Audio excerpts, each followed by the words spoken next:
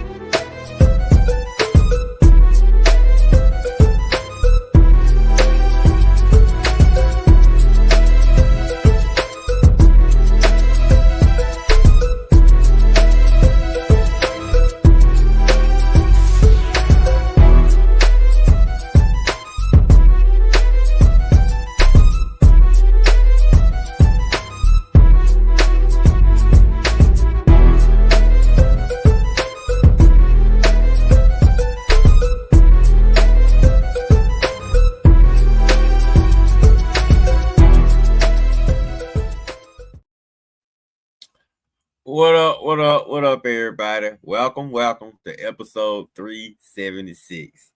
Well, it's been another crazy, interesting week. UGA finally landed them a number one quarterback prospect. The Ravens move on from Justin Tucker. Jaden Daniels' hype is just getting bigger and bigger. Raphael Devils refuses to play a position. Pickens moves to another team. Draymond Green, angry black man. We'll see. NFL playoff, NBA playoff review. That and a whole lot more. You got your boys Rev, Red, Coach, and many more. Let's get it started. 376. Let's get it. What's going on, everybody? Welcome to another episode of the Red Rev Sports Show. Red and Coach are coming to you live from the ATL Shorty. They're giving you real sports talk because we are real sports fans. We're real sports athletes. We have what, gentlemen? Real sports knowledge. So hang out with your boys, Red Rev and Coach, for episode 376 of the Red and Rev Sports Show. And as is our sports custom, we're going to turn to our numerologist, Coach Patrick Thomas, to give us something or someone dealing with those 3 digits in recognition of today's episode 376. What you got for us, Coach? Good morning, everybody. Good morning. 376 is going to be pretty easy.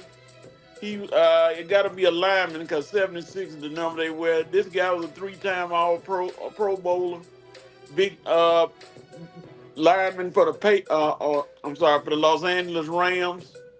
He made the Hall of Fame in college and in Pro Hall of Fame from Ohio State in college and for the Rams in the pros. Number 376, Orlando Pace. Big lineman for Los Angeles Rams during his pro days, Orlando Pace. Orlando Pace. Did he spend most of his time playing for the St. Louis Rams? Or the St. Louis when he played? Yeah. I got you, but good pick. Orlando Pace, one of the best offensive linemen, especially in our generation. No doubt about it. All right. No doubt about it. At least Red and I were living when he played. We knew what was going on when he played, for sure. All right. Good morning, gentlemen. Good morning to everybody watching the Red and Red Sports Show, episode 376. And we want you to come on in, chime in, let us know that you are tuning in. We haven't received any comments yet, but we do want to welcome the Reverend Knight Nation. And as you all come and watch this show, feel free to post whatever post that you might have on today. We want to invite you to please like and share. Please like and share this broadcast. And as I tell my church, I'm going to not ask you to do something that I'm not willing to do myself. So I'm going on my social media pages as I speak and share today's episode of the Red and Rev Sports Show. Coach, real quickly, can you go landscape? I can try. It's going to be kind of tough. We want to see more of you, if you don't mind. If we can make that happen, let's do it. But while Coach is doing that, again, we want you to like and share this broadcast of the Red and Rev Sports Show, episode 376. Rev, we're getting close to 400. That's right, big dog. This is I never thought it'd be 400 shows, but that shows we've lasted the test of times. That's right. I'm proud of it. Proud of our accomplishments. I'm proud of we were one of the first content creators on, and all these folks copying after us now. We up to 400 episodes. I don't know how many episodes some of these other folks up to, and a lot of them don't even do their show every week. They be skipping weeks. I mean, with the way they do it, we can afford to skip some weeks, but shoot, we just don't do it. Yeah, except for when we take our hiatus. Right. And our hiatus now has been cut a little shorter because the WNBA is more relevant since the time we started the show. Right. I kind of mad about it. I kind of like my vacation. WNBA coming up and trying to stay relevant. For sure. What's up, Dante Armstrong? Tuning in on YouTube. We appreciate you, brother. Thank you so much. Dante? All right. We got some more going on. So, Coach, one of your devices need to be cut off.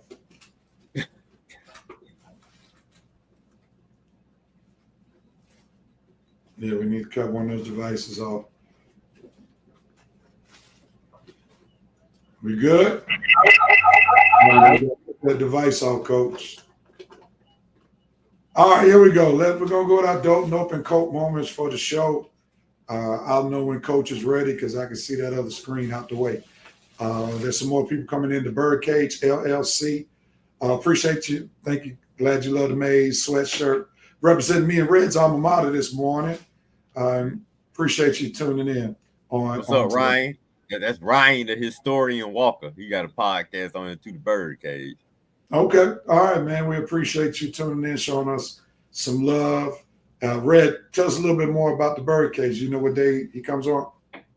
Thursday nights, 8 o'clock, YouTube. And he also has a page on Facebook. That's Ryan, the sports historian Walker. Diehard Falcon fan like me and Rev used to be, but now he's just a part-timer. that was pretty good. All right, man. Appreciate you, Ryan, aka the Birdcage LLC. We appreciate you, man. All right. We got Coach to remove one of the devices, but we missed his landscape. We're just gonna go with what we got and keep on keeping on. All right. Red, we'll start with you, man. What's your dope moment for this week? Okay. Thankfully, I'm ready this time. My dope moment for this week goes to the AL Central. Oh man, these boys are kicking butt this year in baseball. Man, we were Rev and Coach. You thought the NL West was gonna be competitive. Check out this AL Central. I mean, Detroit, Cleveland, my boys KC Royals and Bobby Witt Jr. Love you, Bobby. And Minnesota, like I say, Detroit 5 in a row. Cleveland 3 in a row. KC 7 in a row. All these teams over 500. And now Minnesota don't got they weren't doing nothing. Now they don't got hot. They don't won like 6 in a row. And shoot, even the White Sox don't won a game in a row. Sorry, old White Sox don't won a game. So that let you know this division is competitive, man.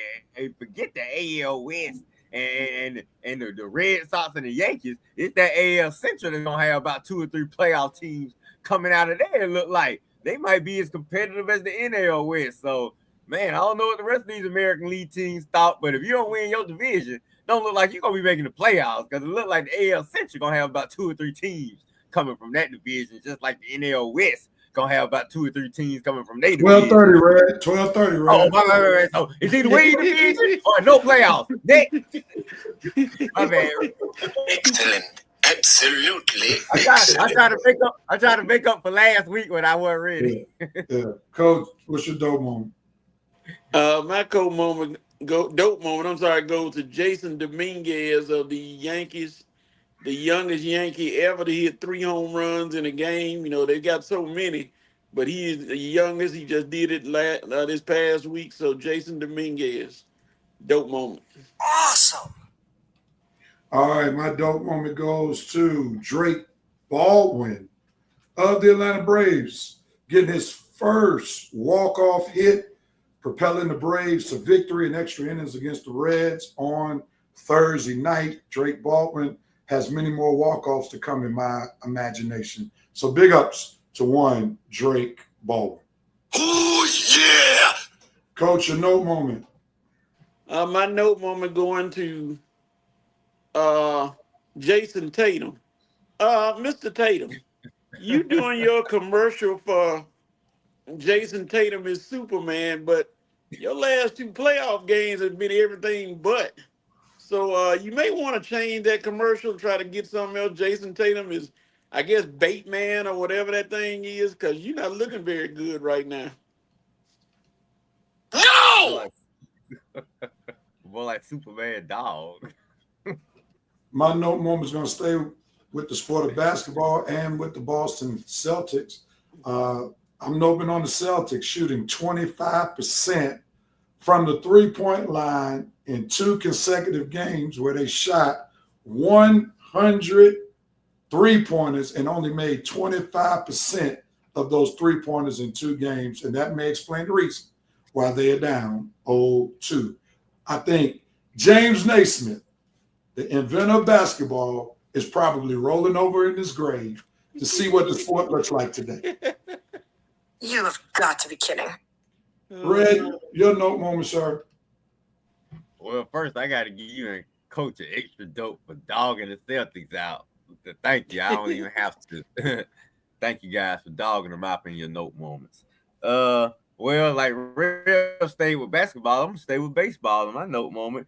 Finally. You thought you were going to escape me, didn't you, Uncle Charlie? But no, I'm ready for you this week, Lord. Oh, God. baby. Oh, and thank you for being so garbage this week that I got a chance to clown you like I wanted to last week. But anyway, here you go, Coach. Yo, Uncle Charlie. Nope. I mean, when you sign a guy in free agency, you expect him to come over there and help the team. Well, boy, Uncle Charlie is doing anything but. Okay. 0-7, 9.38 ER, earned run average. Way to go, Uncle Charlie. Last 7 games, 0-5, a 9.2 ERA, whether he on the starting rotation or in the bullpen. Uncle Charlie is sucking, okay? No matter where you put him at, starting rotation, bullpen, he's sucking. Don't put him in the game. It's time for Uncle Charlie to retire. And thank you once again, Alex, for not signing this sorry, you know what, pitcher. Uncle Charlie, hang it up. You're done, baby. Nope. Yeah, they averaging 1 run a game with Uncle Charlie. All right. I am coping with the fact that these young future and present basketball players who are coming up the ranks are being taught the wrong way to play basketball. And unfortunately, these bad habits will continue to go on in years to come. Everybody thinks they're Steph Curry, and there's only one Steph Curry, only one who can hit threes anywhere on the basketball court with consistency. Everybody else, you don't have that gift like Steph Curry. So it's a shame that these kids are picking up poor basketball habits. And as a basketball enthusiast, my enthusiasm for basketball is going down the drain each day when I see all these bad habits being picked up by these young basketball players. So that's what I'm coping with the fact. That's the fact rather that I'm coping with. Ray, what are you coping with? Oh, my turn. Well, New York Knicks, you need to cope with the fact that your number one fan, Spike Lee, missed your starting second round playoff game. And the reason he missed it to attend the Met Gala, really, Spike, the Met Gala. I thought you're supposed to be the Knicks' number one diehard fan. They got a playoff game against the Celtics, and you not showing up to attend the Met Gala? Wow, Spike. I'm a little surprised at you, man. I mean, luckily your Knicks won, and you'll be in the crowd tonight acting like you just number one fan. But personally, I would call you fake, Spike Lee. I hope somebody call you out, man, because you weren't there the first 2 games like you usually were. You weren't there the first game because you was hanging out at the Met Gala with all your 1%ers. Really? I thought the Knicks was also important to you, Spike. You rather go to the Met Gala than see your team play in Boston? Very disappointed with you, Spike. Very disappointed with you. Knicks gonna have to cope with finding them a new number one fan. Play it, Real. Play my music. I forgot which one that is. No, the same music you played for Coach a minute ago. The sad music. Yeah. That's how the Knicks feel about Spike Lee. Coach, in this segment. My coat moment goes to Derek Carr. Derek Carr has, unfortunately, as the news just broke, has been forced to retire because his shoulder injury is not healing. So he's going to retire from the NFL. I hate to see him go. He did what he did, but Derek Carr's going to have to cope with being a civilian now. Maybe he'll get a TV show or something. That's my coat moment for Derek Carr.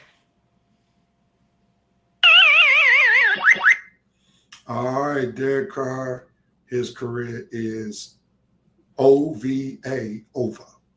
All right, we have no Revenite Nations Dope and Open Cope, but the VP is reporting briefly. He says he's briefly in the building, attending graduation for family friend, waiting with a master's from UNC, North Carolina. Go Heels. I'll go ahead and give the preemptive preemptive duty to cue the Lunets.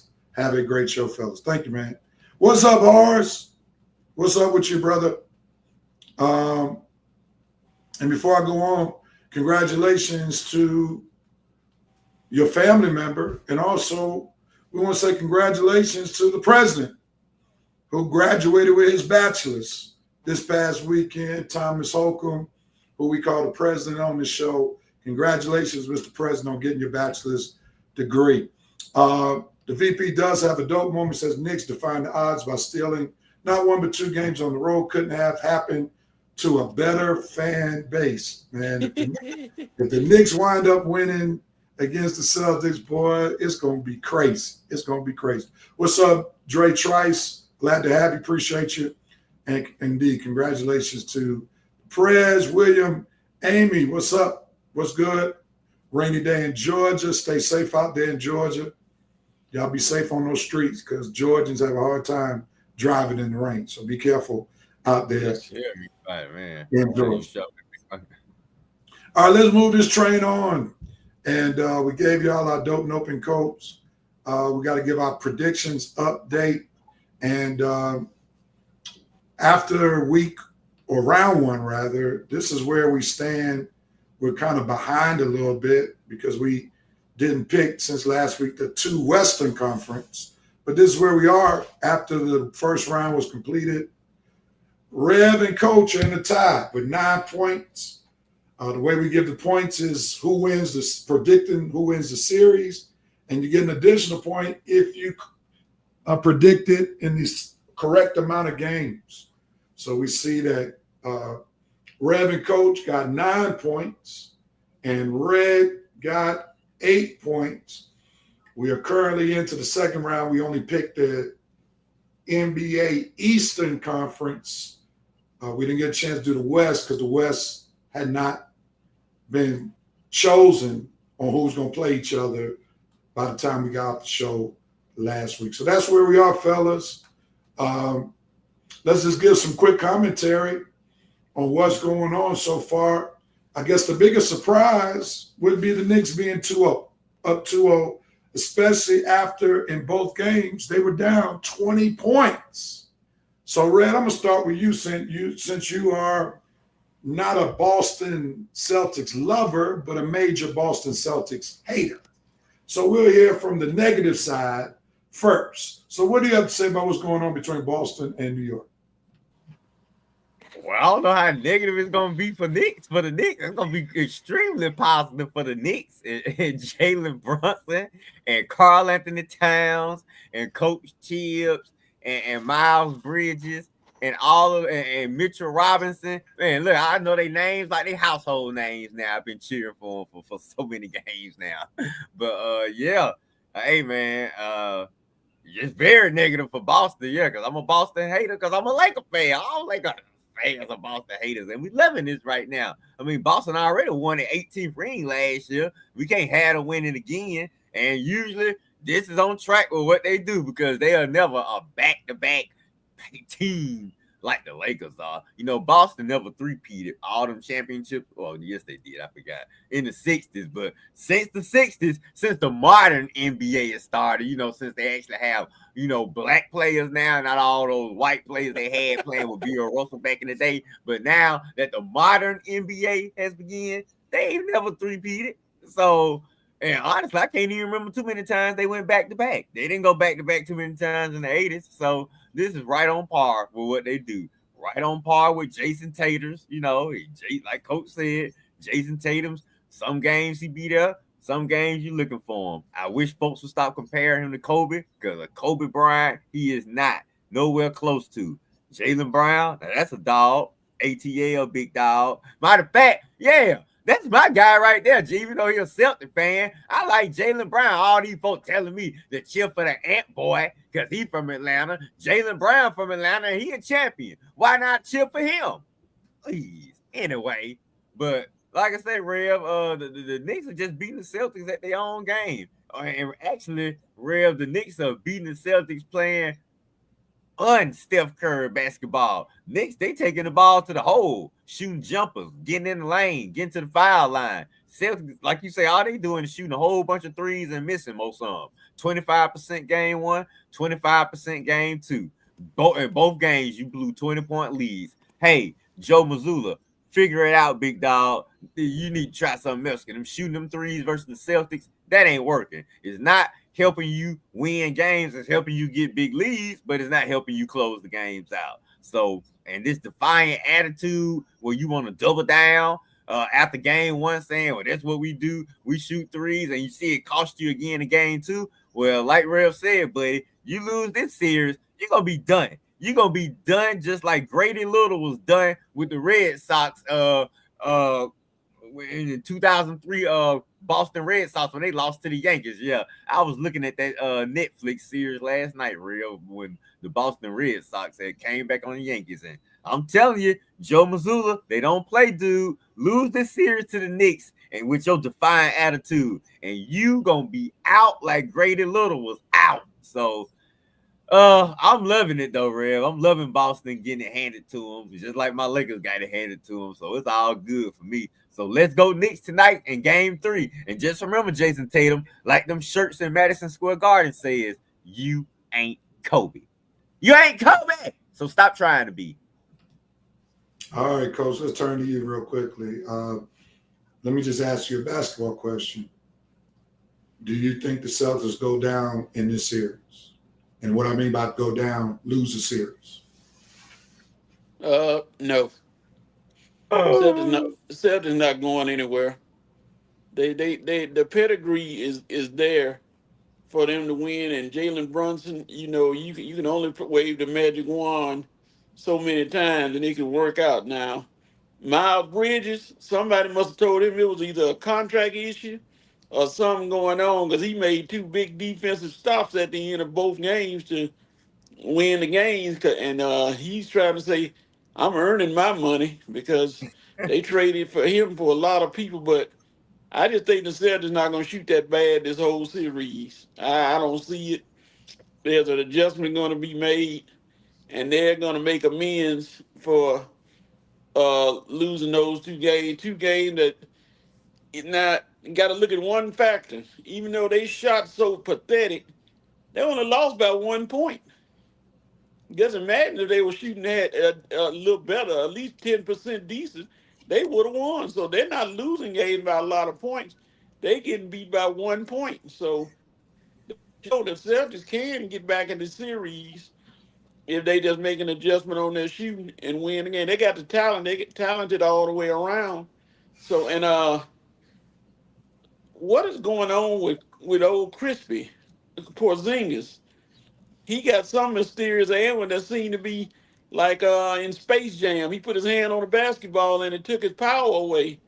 He can't seem to get it right for some mysterious ailment. And if he gets it right and gets on the court, Boston will win these next couple of games and make it a series. So you kept talking about if they shoot better, what kind of shots are they taking? We know that they've been living and dying right now by the 3-point shot. So what's going to be the shooting adjustment that they make?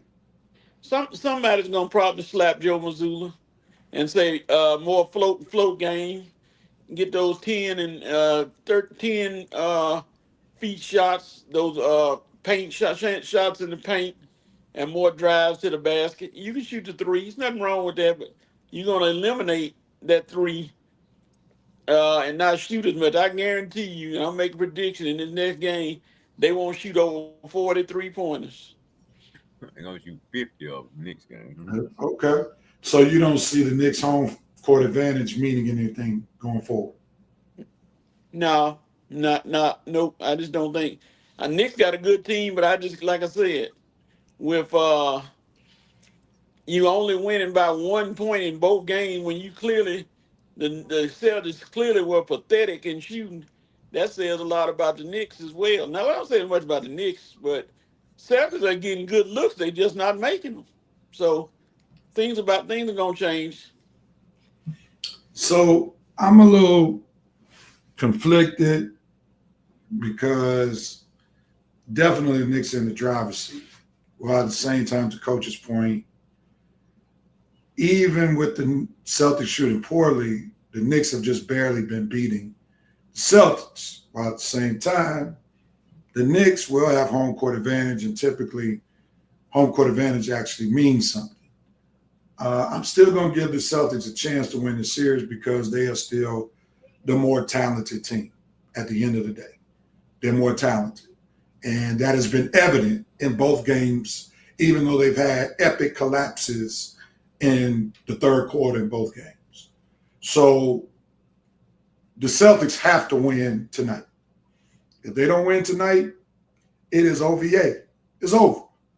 So this is a must-win by the Celtics if they're going to win the series. I just don't see them being able to beat the Knicks 4 games in a row after being down 3-0. So this is a must-win. And if the Celtics win tonight, I think they have a much better chance to still win this series. There's some comments from Revenite Nation. Horace said the sports book is all up in the Knicks versus Celtics, or the NBA wants the Knicks to win. It's one of the other. Basically, Horace is saying it's a CO conspiracy, like they used to say in Living Color. Jerome K said, plus the Knicks has to play darn near flawless basketball in the second half of each game, and Boston's been playing like unwashed chitlins in the second half. The VP said Neil Long is just into the chat. The Knicks are playing with house money. Dula's forehead is full of beads of sweat. The onus on them now. If they lose the series, Tatum's legacy will take a major hit. Kobe, he is not. I think we can all agree to that. Let's go to the other series that took place on last night. The Pacers and the Cavs. The Cavs got a game last night. The Pacers up 2 games to 1. Coach, I'll start with you. What are your thoughts about this series? The Cavs got the boys back, Mobley, Garland, and Howard Hunter. And look what happened. Mobley had 18 and I think 12. Garland had double digits figures, and Hunter came off the bench. This series might be a change, and the home team doesn't mean anything in this series. So Cleveland, for at least for one night, has shown why they were the best team in the East. So we'll see how the game 4 is always that swing game. Well, not always, but it's going to swing a lot if Cleveland has woken up and decided to play Cavalier basketball like they've been doing all year to win 60-plus games. So this series could go either way. I don't know who's going to win it, but it could go either way. Ray, your thoughts? Man, I mean, first of all, I was shocked to see Indy that took a 2-0 lead on the Cleveland. The first game, they just completely dominated Cleveland. I mean, that was completely surprising. Second game is a better game, pretty close, and they lost to them in the end. But still, Indy, you still gonna coming home with a 2-0 lead. You got the momentum all in your favor, and you get home and lay an egg like this. This is very disappointing. I mean, man, Coach was talking about how all the Halliburton haters could go kick rocks after the first game. Man, shoot, all the Halliburton haters, they just awakened last night after this sad game by him. I mean, 4 points in a home playoff game when you up 2-0 and all you got is 4 points in 30 minutes. Tyrese Halliburton, dude, yeah, that is some overrated mess right there, man, after your performance in the first 2 games. I mean, I know Donovan Mitchell went off for 43, but Halliburton, you got to be better than this, man. You at home in the playoffs with a 2-0 lead. You got to take advantage. Where's the Mamba mentality? Once again, another player that better not mention Kobe's name. I mean, good Lord, this was an awful performance by Halliburton, real. So, yeah, Cleveland is back in this series because I'm pretty sure I wouldn't be surprised if Cleveland come out and win game 4 now and take it back to Cleveland, tied up 2-2. And I wouldn't be surprised. My fact, real, I wouldn't be surprised if Cleveland won 4 games straight. If they win these 2 in Cleveland, go back to Cleveland, and take the pivotal game 3, and then come back to Indy and close it out in Game 6. I honestly would not be surprised after what I saw from Indiana last night. Don't know if it's going to happen, but I tell you this, Cleveland is back in this series. I totally agree with your assessment right there. And I think one of the major adjustments that Cleveland made, they stopped playing that guy, Ty Jerome.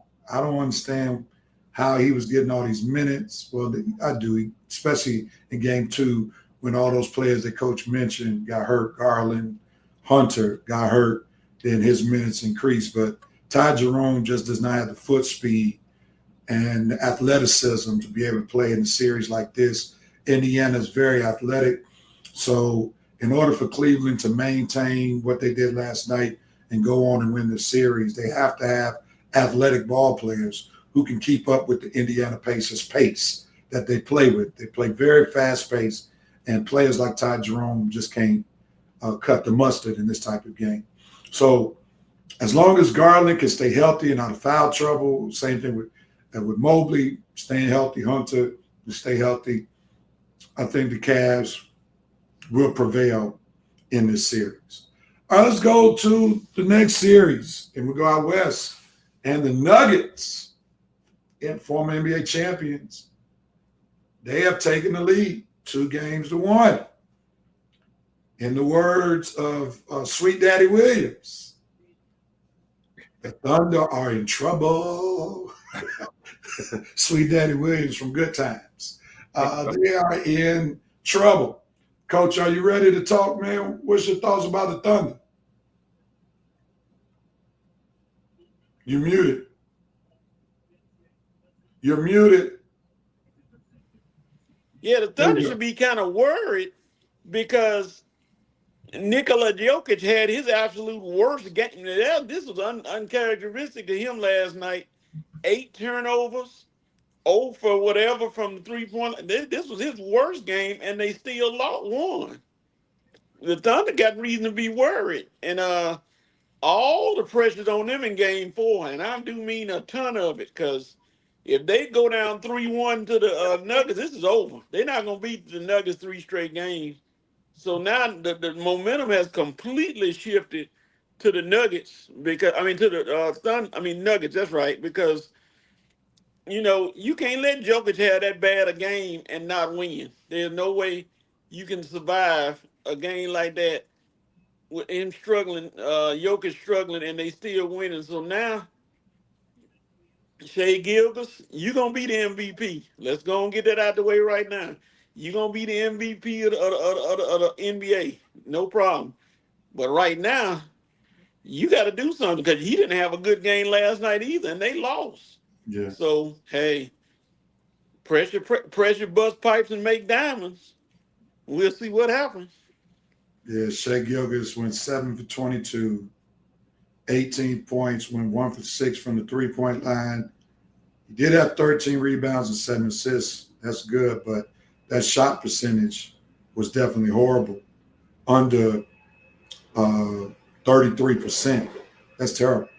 So they're going to have to definitely pick it up. And to your point about Jokic, not too many games, he's going to shoot 8 for 25 and 0 for 10 from the three-point line. So that was the game that the Thunder definitely should have won when Jokic did not play up to par. Ray, your thoughts about this series? Are the Thunder in trouble? Oh yeah, they in trouble. They in trouble big time, because they playing a much more experienced championship experienced team. And like I told you when they were playing my Lakers, they ain't nothing but a bunch of overrated little boys that have come to the playoffs and met they match. Look, the regular season is cool, but when you in the playoffs, that experience, like Minnesota and some other teams might find out, that experience can get you every time. And you got to give young David Adelman credit. You muted, Real. I know. Go ahead. Okay. Yeah, you got to give young David Adelman credit. I mean, he's leading these guys. I mean, we all thought when Coach Malone was fired that this may be over with, man. No way. Not only is it over with, man. This team, I wouldn't be surprised if the Nuggets win the West the way they playing, because what they doing to the Thunder is they beating them at their own game. They pretty much if the Thunder get them real, you're gonna have to blow them out. You're gonna have to blow Denver out because anytime it's a close game, Nuggets will hang around, and just like Nikola Jokic, they will back you down, like he backing you down to the rim. And when you least expect it, bullseye. They scoring. They scoring baskets. They kicking it out. They busting threes on you, and you look up, your lead is gone because you let the Nuggets hang around. Game 1, it was a close game. They wanted the Thunder down all the way to the end. They kept fouling. They keep it alive, to keep it within 3, and eventually they found Aaron Gordon for the game-winning 3-pointer, beat them in game 1. Game 2, it was a blowout. Denver, no, they didn't have a game blowout. Let's go back to Denver, 1-1. Game 3, Thunder, they up, but you're not up big. And Nuggets just backing them down, backing that lead down. They up by a few at halftime. I think they was by 5 or 6. They up by 3 at the end of 3.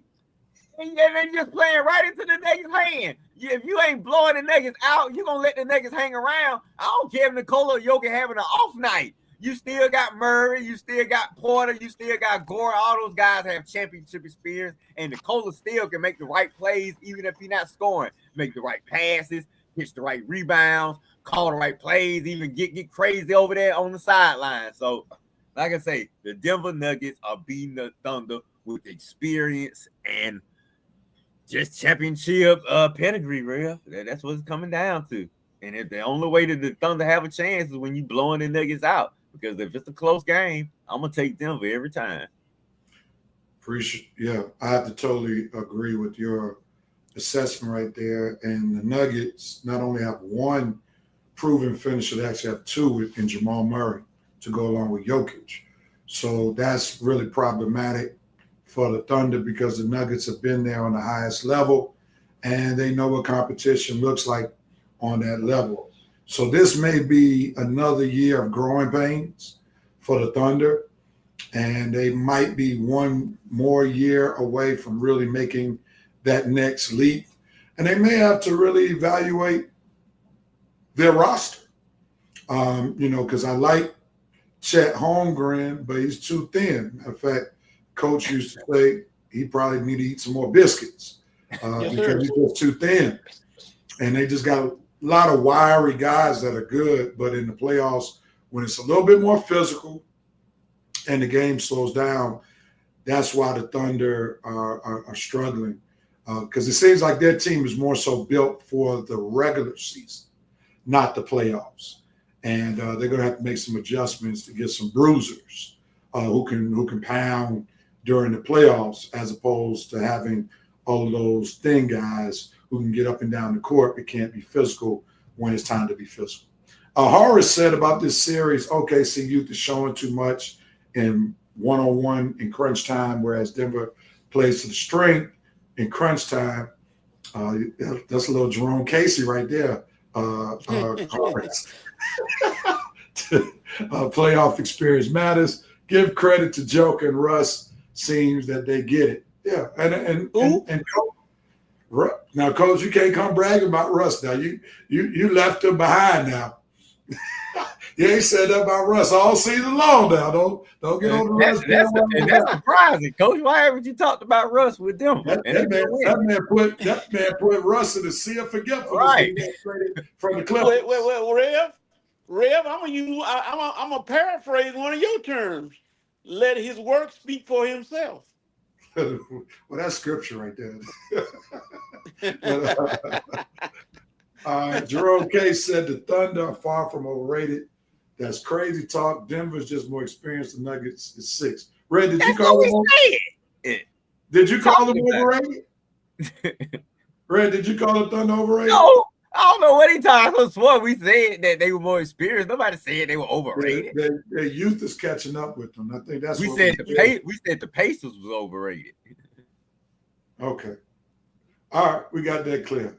On to the next series. Last one. And it's this series kind of has taken a major hit because Steph Curry is not available. And we saw in game 2 the trouble with the Warriors trying to play playoff basketball without Steph Curry, where they got beat pretty handedly in game 2 while they won game 1. Now, I'll start with Coach here. Will this be a series if Steph is not able to come back in this series? Of course it will. The Warriors just won't win. It's going to be a series because they got to play it. But there's no way on this earth that the Warriors can win without Steph Curry. I know Buddy Hield is playing his lights out and showing that he's big time. But I'm looking at something with Jimmy Butler. It seems like Jimmy Butler does not want to take those shots that he usually takes. I don't know if he doesn't want to be. It's a hitch. Like the old folks say, a hitch in his giddy up. Something wrong with Butler. Butler kicks it out and passes a lot instead of taking those short jump shots like he usually takes. And that's not going to help them going against Minnesota. Minnesota got too many bigs. And I said, anytime you let Rudy Gobert score over 10 points, that means you're going to lose. Now, he's going to get rebounds, but he can't shoot worth a dog. So if he get in double digits, you're going to lose it. And Red's second favorite player to Kobe Bryant, Anthony Edwards, is going to show out as well. Red, you can feel free to respond when it comes to this. Well, y'all know how I feel about the Ant Boy, so we go ahead. And but to answer the question, I don't want to say it's not gonna be because we haven't seen game 3. We just seen the first 2. I mean, I need to see how the Warriors play games 3 and 4 at home. I mean, yeah, being without Steph it's gonna be tough, but they played without Steph before. They 9-3 without Steph, and like you say, you still got Jimmy Butler. Even though Coach is right, he's been kind of passive aggressive lately. I don't understand that at all. You would think coming in the game 2, you got to be the man now. So, but now I think they know, Jimmy, you the man now. No Steph for a few weeks. A week now. You the man. Draymond, game 1, you had your emotions completely in check. Game 2, I guess we're not surprised. It's hard for you to keep your emotions in check in back-to-back games. But we're going to need you to be good, Draymond, for these next 2 games. Can't be doing stupid stuff now. And Buddy Hield going to have to have another out-of-his-mind game. He's either going to have to be in game 3 or game 4. Plazinski, Payne Jr., Moses Moody. Really, they need the others to step up. Now they need the Warriors need the others now more than ever. If they can somehow figure out how to survive one of these next 2 games and get it back to Minnesota, tied up 2-2, because I think Steph is going to be reevaluated, I guess, early next week. So possibly if Steph can get back in game 6, and I don't know how possible that is, but if it's possible, he can get back in game 6 and they can get back to Minnesota with this thing tied up 2-2. Okay, now you got to pivot to game 5. That one can go either way, and Steph ready for game 6. Well, we'll see where we at. I mean, at that point, I mean, if Warriors up 3-2 miraculously and Steph come back game 6, well, okay, now we got something. If they down 3-1 and they lose in 5, or they down 3-2 and still coming back game 6, well, now you need Steph to help you survive. But I think Coach and Rev, it all depends on what happens these next 2 games in Chase Center. Now, the positive thing for the Warriors is they at home. You at home, your others play better at home. You got the home crowd behind you, but it is gonna be an uphill battle playing without Steph and the way Minnesota is. As physical as Minnesota playing, it's gonna be an uphill battle without him. So if I just got to give you an answer, no, Red. you're not going to be serious. Red. Yes, sir. Quickly, they need the Warriors need the Rev PlayStation 5 All-American to play Jonathan Kuminga. Oh yeah, I forgot. Yeah, now Kuminga, that's the X factor right there. I keep forgetting about him because he got to play now. So All right, But let we'll me see. let me Like I let me say, let me let me stop you so we can stay on page for 12:30. Ain't none of them guys you mentioned gonna be able to do what Steph does. no. Steph, his ability to score, his ability to create, his ability to wear teams down is why Jimmy Butler's as effective as he is, Draymond is as effective as he is, Jonathan Kuminga is as effective as he is, and so forth and so on.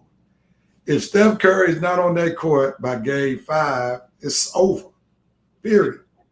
The Timberwolves have too much talent in Anthony Edwards because Jimmy Butler is going to have to guard Anthony Edwards. That's going to compromise his offense.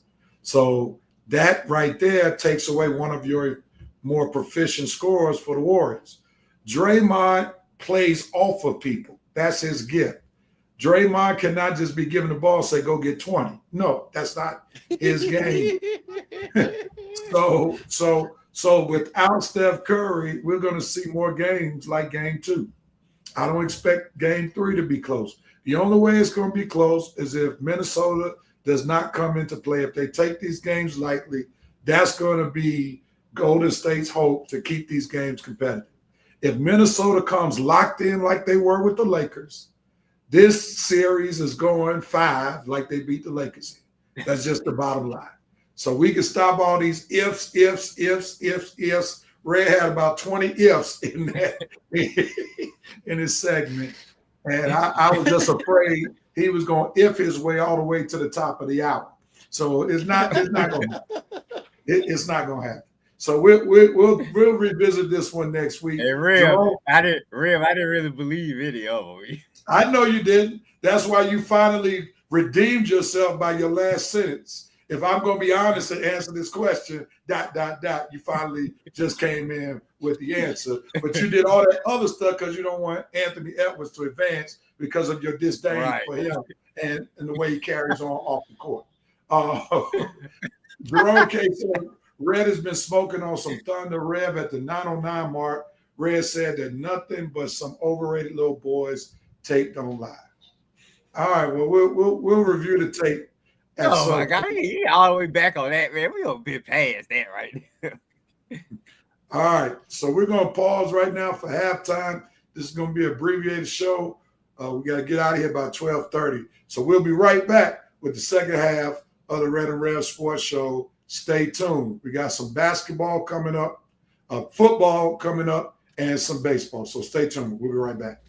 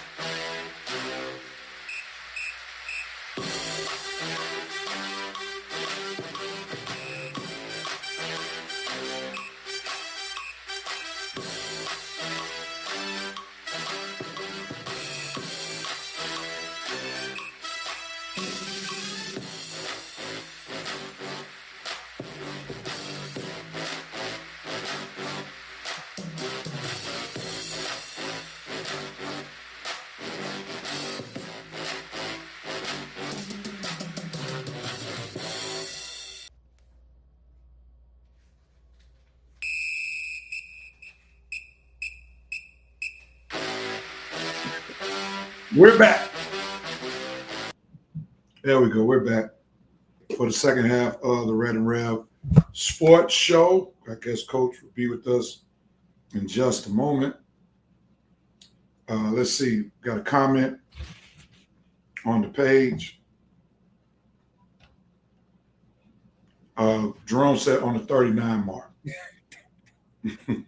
So Red, he is really coming. Well, at least he being precise. Thank you, Jerome. I'll make sure I go back and remember So my comment. Just make sure if he's correct now, come with an apology.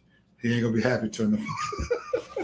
I give okay, Jerome. I could have said they were overrated. You got me, man. Look, if you going back looking at the show like that, I must have said it then. So okay, but I said it with some enthusiasm with Halliburton.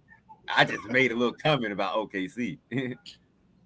All right, Brett, get ready for this Braves report as we're coming to it right now. In 5, 4, 3, 2, and 1.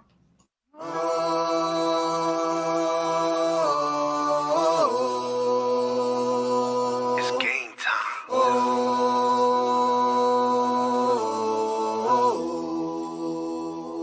It's GT.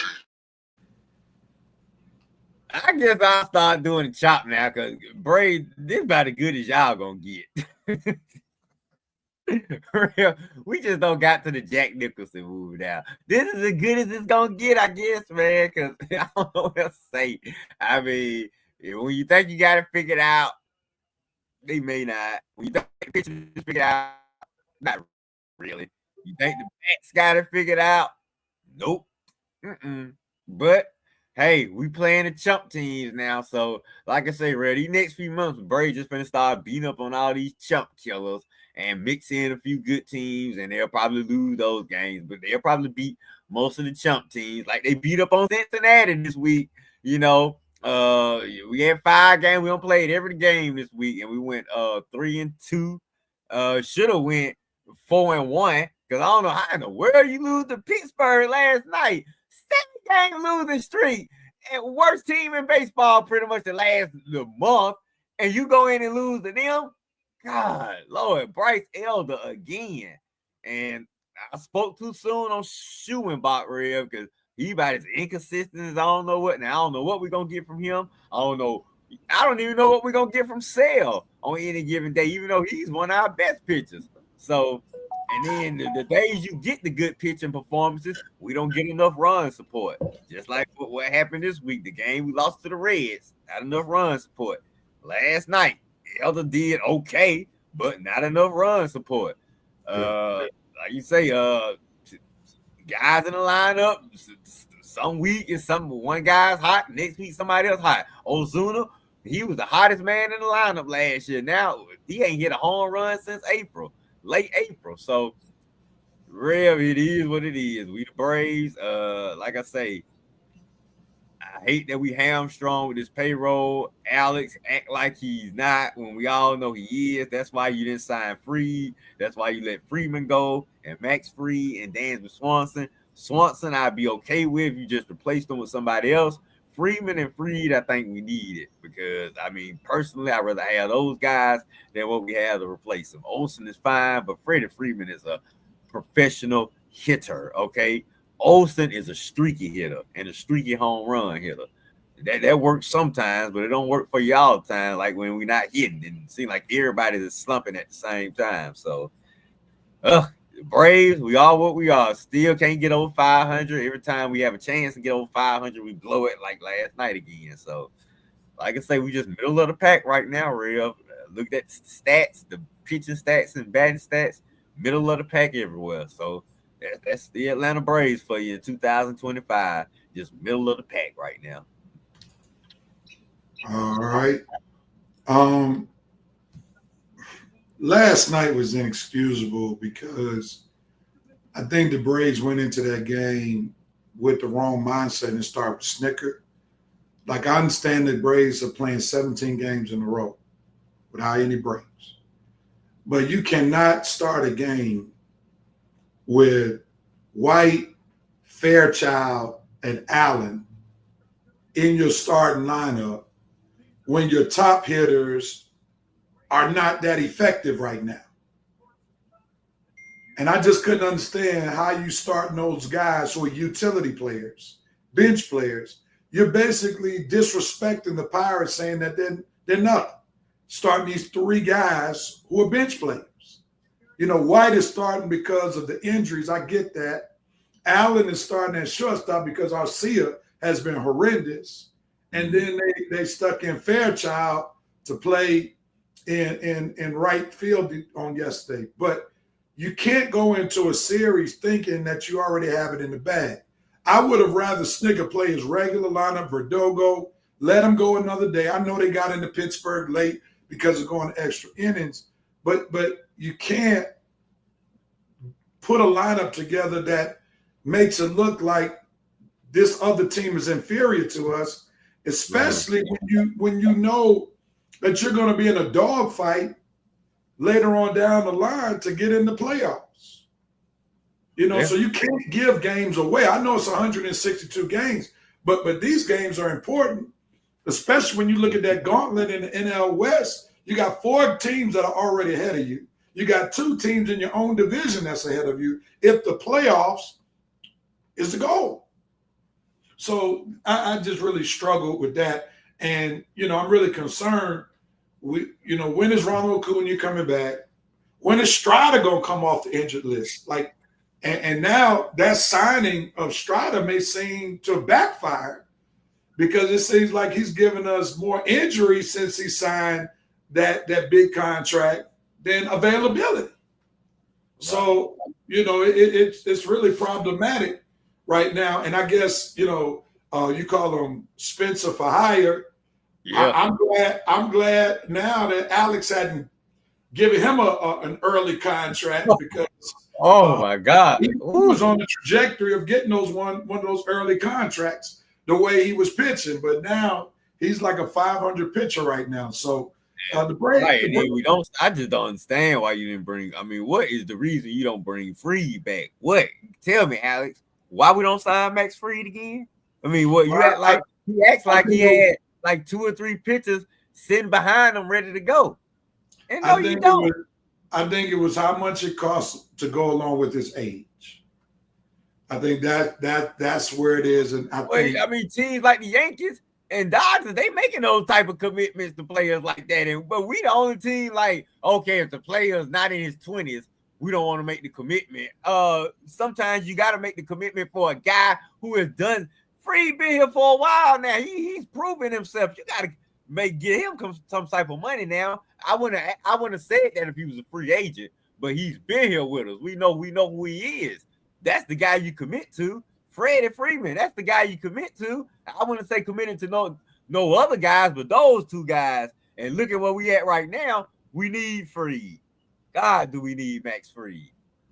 I think some of that hesitation, I know especially with Freeman, I think is with the Braves' recognition of the fact that if you're going to try to sign Acuna and you have budgetary restrictions, you're going to have to let these guys go. And that's the thing. We shouldn't have any budgetary restrictions if you're trying to compete with the Yankees and the Dodgers and the top teams of the league. You can't compete with budgetary restrictions. But their markets are bigger. Well, it seems like we making big money. With the money we making at Truist Park, it seems like we making enough money out there to compete a little bit. They talking about making renovations to the park. Forget the renovations. How about making some additions to the payroll? That's all. You got extra money. Don't spend it on nothing else but the payroll. I agree, but that when you talk about Yankees and Dodgers, that's a different tax bracket. That's just a whole nother tax bracket. And the Braves are a big brand in baseball, but they're not of the ilk of the Dodgers and the Yankees. And that's what they're dealing with. And that's why baseball not having that salary cap sucks, because it's an uneven playing field. It's an uneven playing field.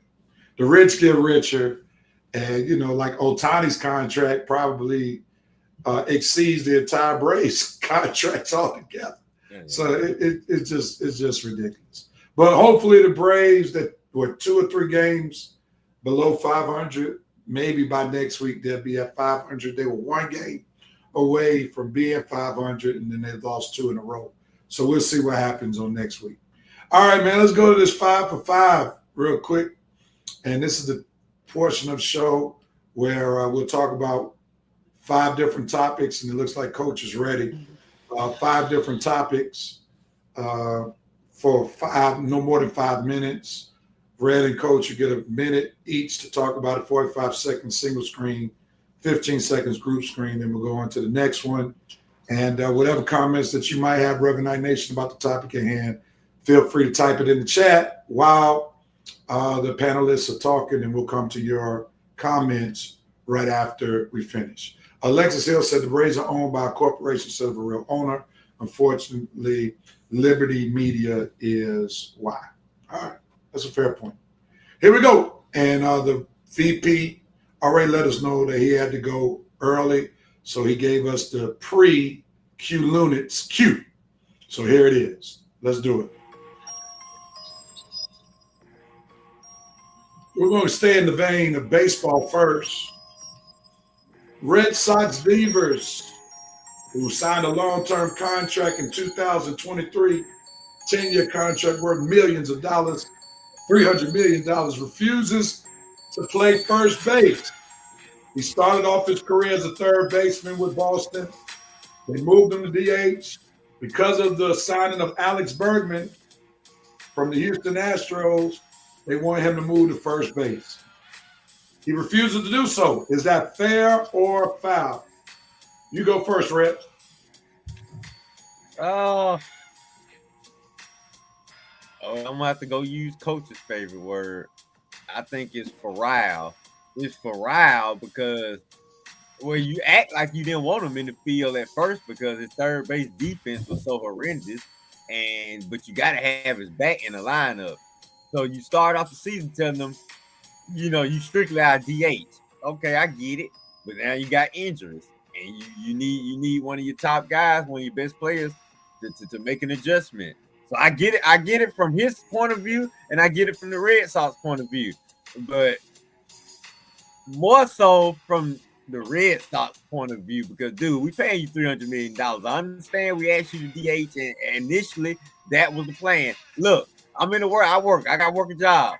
Something go wrong, and even though that's my spot, and I like working my spot every day, if they need me somewhere else, they might ask me to work somewhere else someday if things don't go right. That's just me and my UPS. So look, they need you somewhere else, Raffy. You making $300 million. You a team player. That's a team.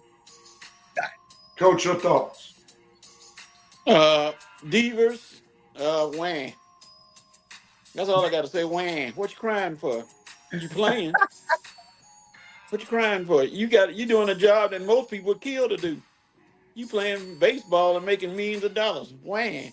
Stop crying. Unless you got arthritis in your knees or can't bend over or can't scoop the ball or I don't know, something wrong, but play their position, brother.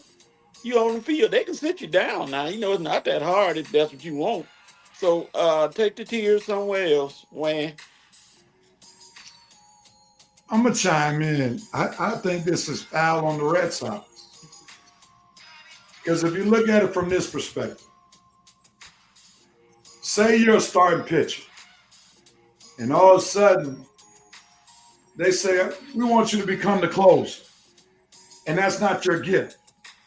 We know that there are players who are specialized. And baseball is unlike basketball where everybody is asked to play offense and defense. In baseball, there are certain responsibilities. There's certain positions that people can play. Nowhere in Major League Baseball are you going to find one player that can literally play almost every position. That doesn't happen on the major leagues. And having played baseball before, there's a huge difference between playing third base and first base. So I can understand where he may have some reservations because you're looking at the ball coming at you differently, and it's not like these balls are not coming smoking at you. So if you do not like how the ball may come at you from a certain angle, that can prevent you from wanting to play that position. Plus, third base, you're typically throwing to first base. As the first baseman, you got to dig the balls out of the dirt. You got to hold base runners on. There's a lot more responsibility being a first baseman as opposed to a third baseman. So this is why I'm gonna say it's foul. Anybody want to comment after that? Yeah, I'll push back a little bit. I mean, you like you say, you got a point. I understand that, and that's the point that his translator and they were making this weekend. That dude, I played third base. You didn't want me at third base. I never played first base before. Now all of a sudden, because he was telling them you need to go out and sign a first baseman instead of making me go over there and play first base, and I haven't played first base before. So he's technically making the same point where his translator was making the same point you making, Rev. And I think, let me say, another funny scene this week in baseball. We got to sit up there and let the translator speak for this guy. He's sitting there just standing up with his mouth closed. The translator is pretty much saying everything, and Raphael just sitting there, just shaking his head. I'm just like, man, these guys, come on, man. Y'all got to learn it. You should be able to speak for yourself in this situation, Raphael. If you're going to have this strong an opinion about not playing, you should be able to tell them yourself. No, I'm not playing first base. Something. You don't know how to say I'm not playing first base in English. But here's where the Red Sox lost. They gave that man a 10-year contract. Right. Like, if you had this many issues with his defense and your plan was to initially play him as initial just the plain DH like the Braves do Ozuna, why didn't you go to him before you signed that 10-year contract and make sure everything was, or the Red Sox? Why did you sign him to a 10-year contract if he was only good for one thing for you? Yeah, we got to move on to the next one. Jerome K said you can't switch a third baseman to first base. That's silly. Yes, you can. Yes, you can. How come you can't? It's not normal. There's some talented brothers out there. It's not normal, Coach. It's not normal. I did it. All right, but not on the major league level. Let's move on. It's college. Yeah, but it's different on the major league level, Coach. Come on now. Yes. All right. Technically, you're right. You can, but it's not likely. It's not likely. Only top athletes like an A-Rod or a phenom athlete could probably do it. Look at Jackie Robinson. He did it. Like I say, you got to be one of those special players, Coach. All right, here we go. Jared Curtis, big time prospect, high school prospect, class of 2026, 5-star. He has committed to play for UGA. He's a quarterback from Nashville, Tennessee, Christian High School. We'll start with you, Coach. Your thoughts about UGA getting this number one quarterback? Well, What are you gonna do with your current quarterback? What's his name? Red. Stockton. Gunner Stockton. Yeah, Stockton. Yeah, Gunner. I forgot, Coach. You gonna take his guns away and put him on the bench because you got numero uno.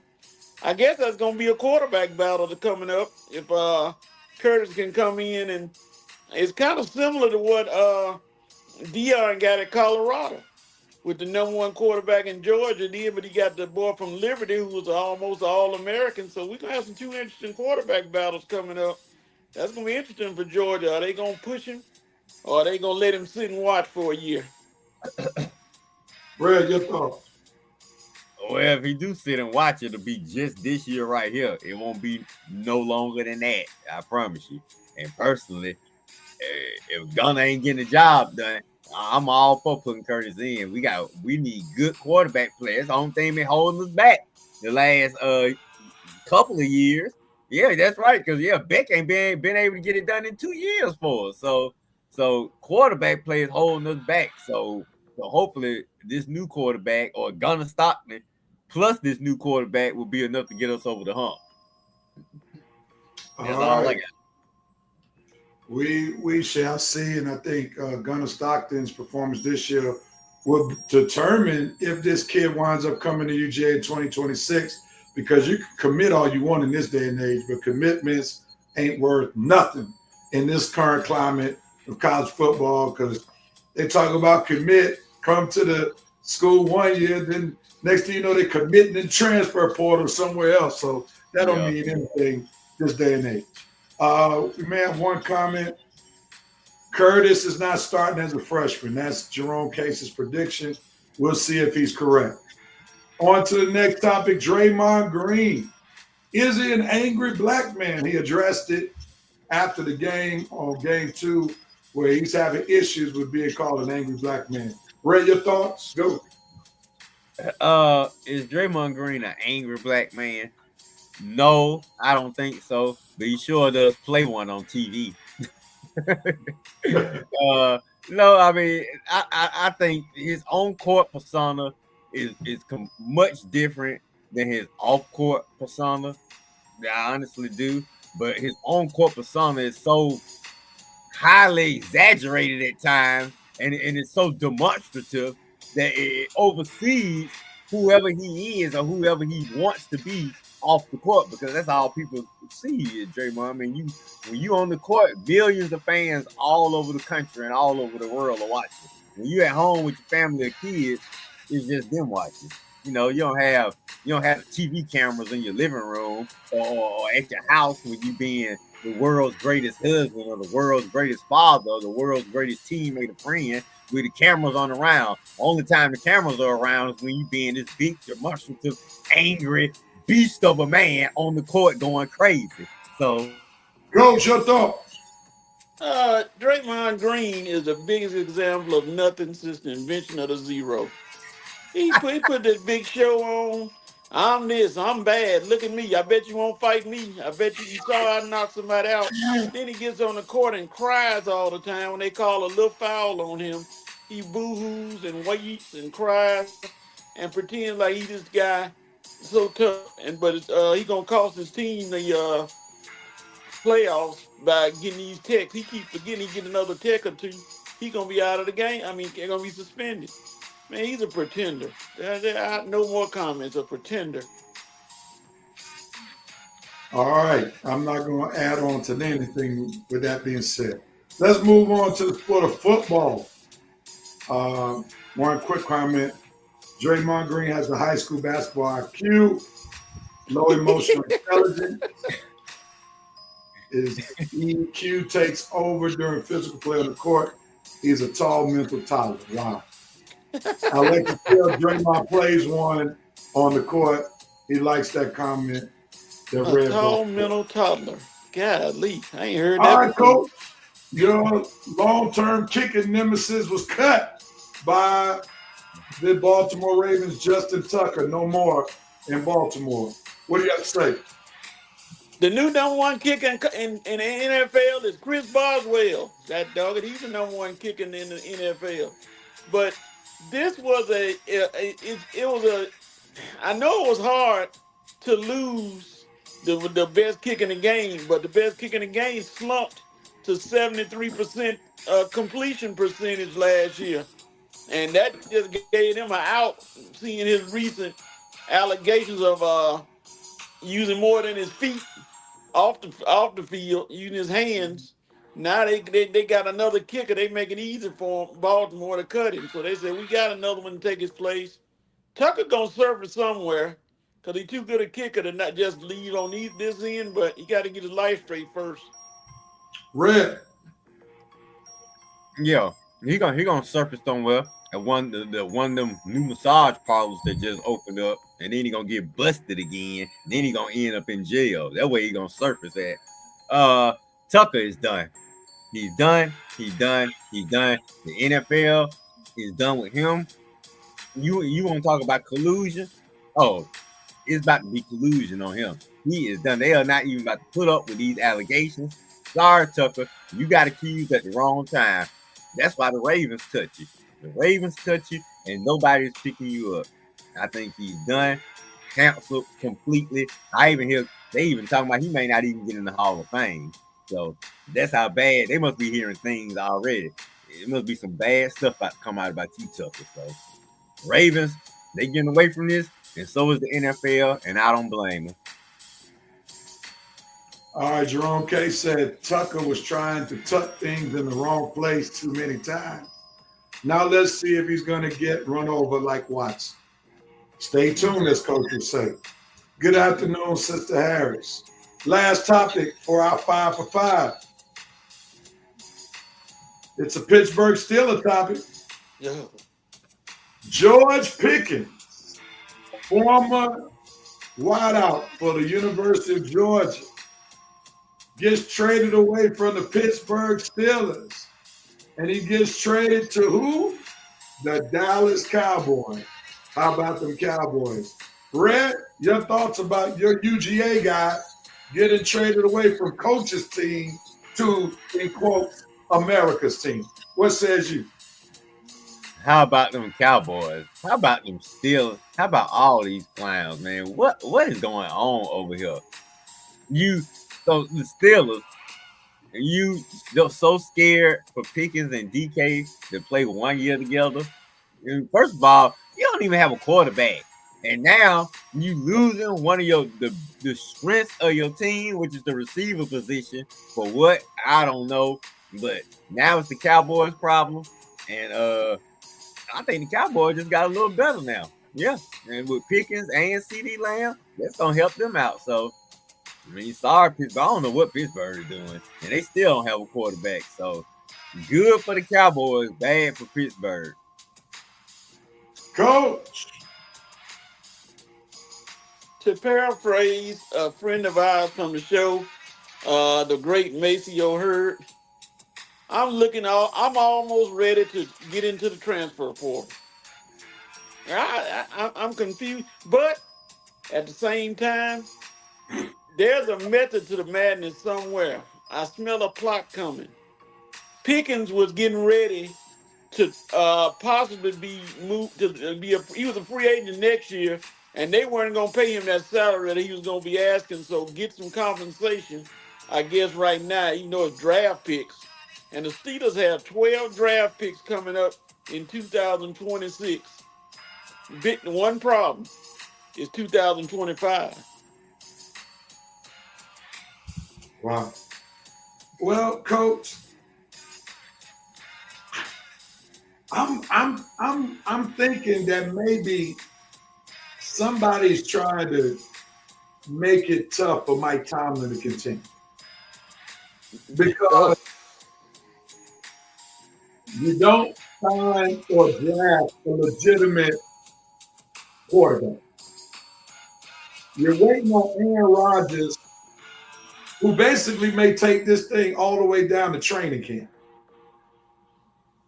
So you have no camaraderie with a quarterback, a starting quarterback.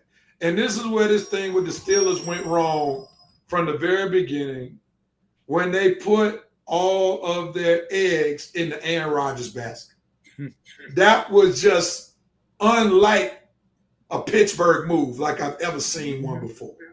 Right. They let a player who just did nothing in New York hold them hostage in free agency as well as in the draft. They let go of two potential quarterbacks who could hold it down until they get their quarterback in Russell Wilson and Justin Fields that they had in their own backyard. And now the only thing that the Steelers have to show for it is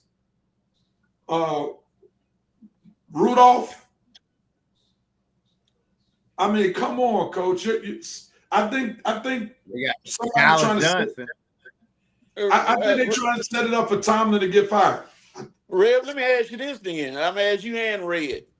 If Mike Tomlin take this team to the playoffs, should he be a Steeler coach for life?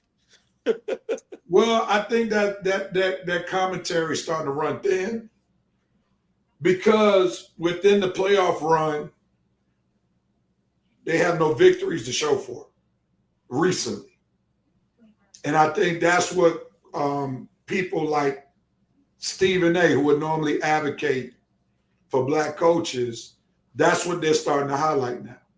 And I think Tomlin is being victimized by his own coaching success. Success being not being under 500. But that regular season success is not recently translating over into playoff success. So that's why it's starting to be overrated that he's never had a losing season. Because within all of these playoff or with all these good records, he has no wins to show for him recently. Yeah, I don't ever use that as a determinant to Mike Tomlin.